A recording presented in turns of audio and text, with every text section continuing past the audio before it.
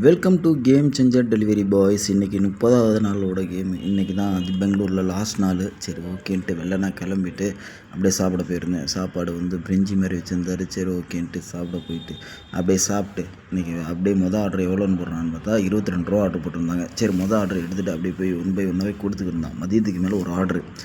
அந்த ஆர்டர் வந்து reach the location கொடுத்துட்டு பிக் த ஃபுட்டுன்னு கொடுத்துட்டேன். ஐயோ அன்னைக்கு மாதிரி பெரிய பிரச்சனையாக போகும்போது நினச்சேன், அதேமாரி ஆயிடுச்சு. ஏன்னா அந்த ஐட்டம் இல்லைன்ட்டாங்க. அப்புறமேலுக்கு நான் பேசி கஸ்டமர்கிட்ட பேசி அப்புறமேலுக்கு ஐட்டம் மாற்றினான்னா மாற்றவும் முடியல. சரி கஸ்டமர் கேரில் போய் கால் பண்ணி அவங்க கேன்சல் பண்ணிட்டாங்க. கேன்சல் பண்ணாங்க. அந்த ஆர்டரும் இன்னொருத்தவங்களுக்கு மற்றவங்களுக்கு ஷிஃப்ட் ஆயிடுச்சு. என்கிட்ட ஃபுட்டே இல்லைன்னு தான் நான் மென்ஷன் பண்ணி தான் கஸ்டமர் கேரில் இன்ஃபார்ம் பண்ணேன். ஆனால் லாஸ்ட்டில் வந்து நான் சொல்லி தான் என்கிட்ட ஃபுட்டே இல்லை, ரெஸ்டாரண்ட்டில் அந்த ஐட்டமே இல்லை மேடம் நான் சொல்லியிருந்தேன். சரி ஓகேங்க சார் நான் கேன்சல் பண்ணுறேன், அது வந்து வேறு கஸ்டமருக்கு போகாதுன்னு சொன்னாங்க. லாஸ்ட்டில் வந்து போயிடுச்சு.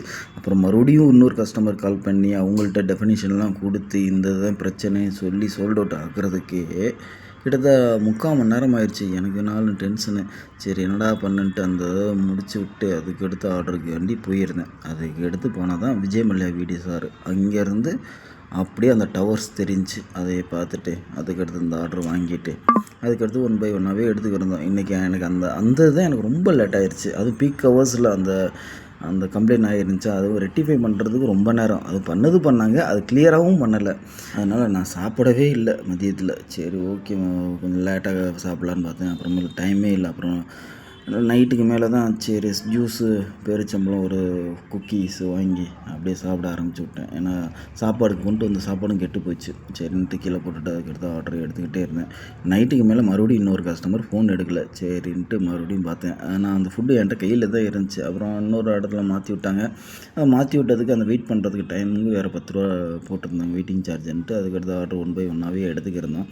இன்றைக்கி வந்து ஒரு பப்புக்கு போயிருந்தோம். சரி பப்புக்கு இடத்துல ஒரு ஆர்டர் எடுக்க போயிருந்தேன். அப்படியே ஒரு தண்ணியை வாங்கி ஐஸ் வாட்டர் வாங்கிட்டு அப்படியே குடிச்சிட்டு அதுக்கடுத்த ஆர்டர் ஒன் பை ஒன்னாகவே எடுத்துக்கிட்டே இருந்தோம். நைட்டுக்கு மேலே நல்லா ஆர்டர் தந்துட்டுருந்தாங்க. என்னென்னா எனக்கு மதியம் பண்ணால் தான் கொஞ்சம் சொதப்பலாகிருச்சு. சரி ரூமுக்கு வரதுக்கு 1:30 ஆயிடுச்சு. இன்றைக்கோட ஏர்னிங்ஸ்னு எவ்வளோன்னு பார்த்தோம்னா 1635 ரூபா.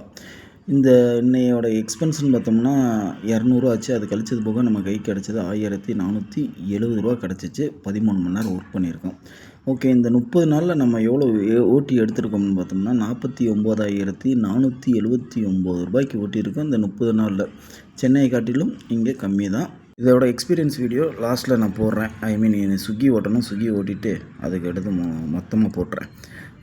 டைம் இஸ் குவாலிட்டி டயத்தை பயனுள்ளதாக யூஸ் பண்ணும். Your risk your gift.